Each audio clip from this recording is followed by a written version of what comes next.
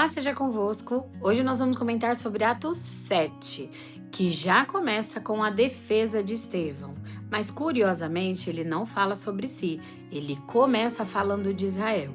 O que ali no Sinédrio era muito comum que eles soubessem, até porque ali eles eram conhecedores da palavra, mas não quer dizer que eles estavam dispostos a obedecer a Deus. E Estevão pega justamente nesse ponto. E ele começa falando de Abraão, que estava na Mesopotâmia, para deixar claro que Deus não agia somente em Israel e nem no templo. Depois ele passa para José, dizendo para eles que José foi rejeitado, que José foi vendido como escravo. E mesmo assim, isso não anulou o propósito de Deus. Logo em seguida, ele fala de Moisés, que a princípio não foi aceito como libertador. E isso mostra o quanto era um padrão dos israelitas rejeitar todos aqueles que Deus levantava como libertador daquela nação. Estevão faz menção aos que vieram antes de Cristo, justamente para apontar para Cristo.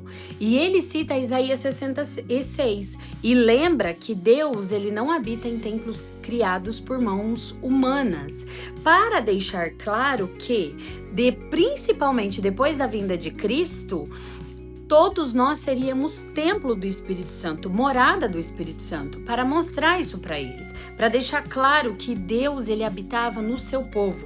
Logo, Estevão muda o tom do sermão.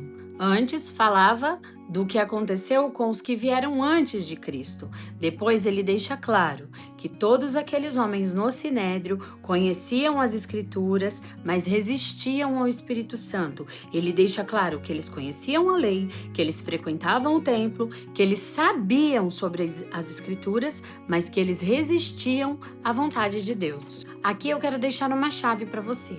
Conhecimento sem transformação gera religiosidade.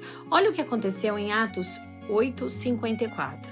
Ficaram com o coração cheio de raiva e rangiam os dentes contra ele.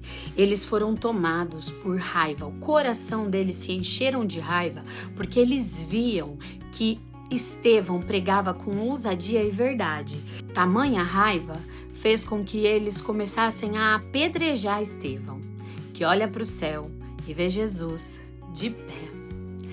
A palavra sempre cita que Jesus está assentado à direita do Pai, mas nesse momento ele está de pé, como se anunciasse que ali ele receberia o seu servo. E quando Estevão começa a declarar suas últimas palavras, era como se ele estivesse dando uma oportunidade para aqueles homens do Sinédrio reconhecerem o que eles fizeram também com Jesus.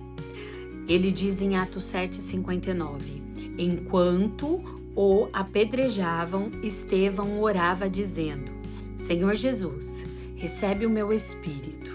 E então, ajoelhando-se, gritou bem alto, Senhor, não os condene por causa deste pecado. E depois disso, morreu. Ele estava declarando exatamente as palavras de Jesus. Eu creio que ele estava dando uma oportunidade para aqueles homens despertarem, para entenderem o que eles estavam fazendo novamente contra o próprio Jesus. E em seguida, Lucas cita que Saulo consentia a morte de Estevão. Uma informação muito importante, porque ali começa uma perseguição pessoal de Saulo contra os cristãos. Só que mais adiante nós veremos que Saulo literalmente caiu do cavalo.